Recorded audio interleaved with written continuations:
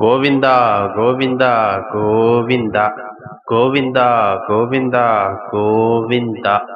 என் அன்பு குழந்தையே, உன்னுடைய வாழ்க்கையின் நிம்மதிக்கான வழிகளை இப்போது நான் சொல்கின்றேன்.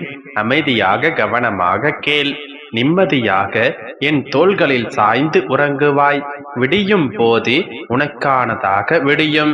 என் தங்கமே, எப்போது நீ உறங்க சென்றாலும் உன்னுடைய பிரச்சனைகளை மட்டுமல்ல, பிரச்சனைக்குரிய நபர்களையும் உன்னுடைய மனதிலிருந்து தூரத்தில் வைத்துவிடு.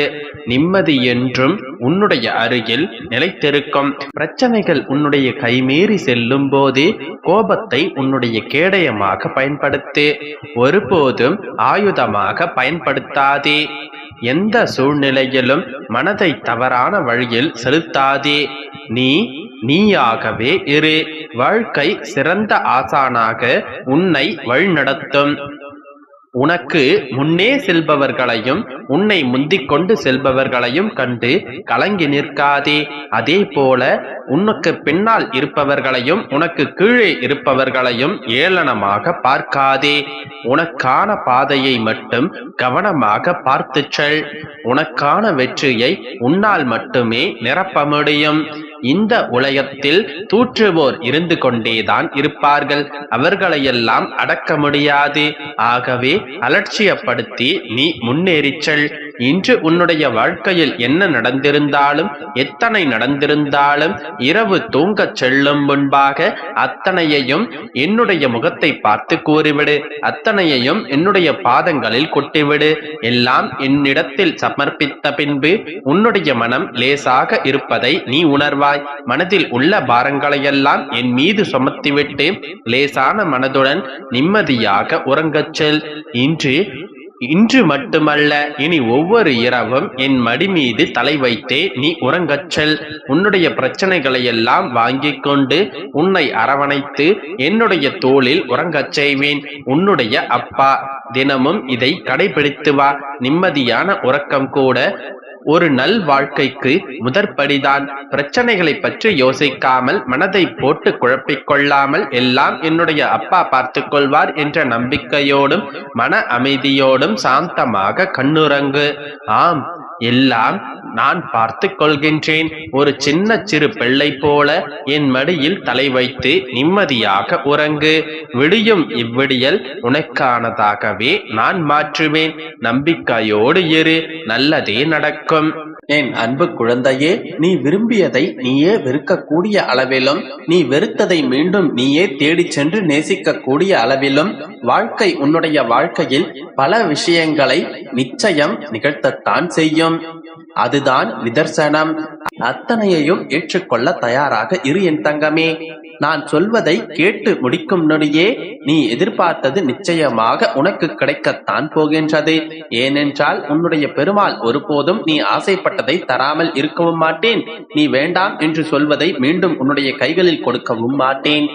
என்னதான் நீ எவ்வளவு பேருக்கு உதவி செய்ய நினைத்தாலும் எல்லோரும் நன்றி கெட்டவர்களாகவே இருக்கிறார்களே என்று உன்னுடைய மனதில் எழக்கூடிய யோசனைகளையும் எண்ணங்களையும் நான் பார்த்து கொண்டுதான் இருக்கின்றேன் என்றெல்லாமே. வருத்தப்படாதே. மனிதர்களின் இயல்பான குணமே இதுதான். சூழ்நிலைகளுக்கும் சந்தர்ப்பங்களுக்கும் ஏற்றவாறு எல்லோரும் அவரவர்களது குணத்தை மாற்றிக்கொண்டுதான் இருப்பார்கள்.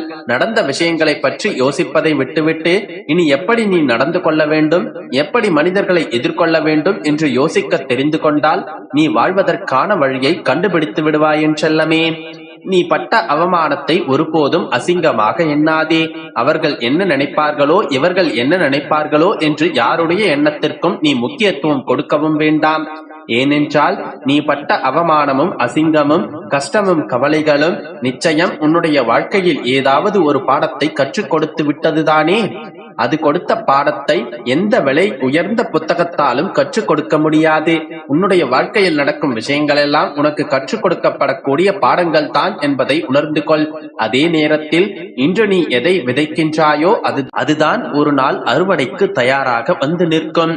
அதனால் நீ எதை விதைத்தாலும், எந்த செயலை செய்தாலும் ஒரு விஷயத்தை மட்டும் நினைவில் வைத்துக்கொள்.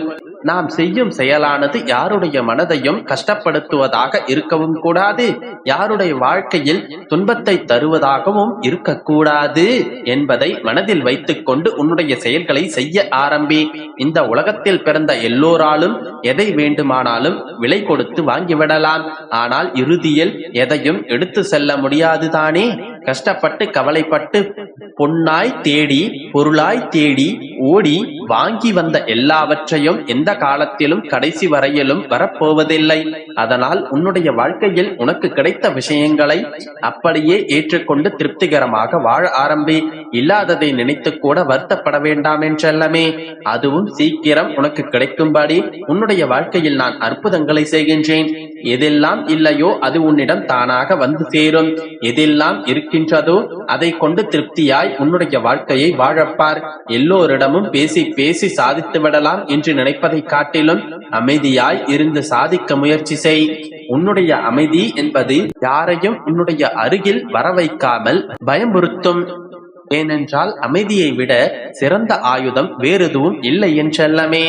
நீ பேசிக்கொண்டே இருந்தால் உன்னுடைய பலம் என்ன பலவீனம் என்ன என்பதை எல்லோரும் சுலபமாக தெரிந்து கொண்டு விடுவார்கள்.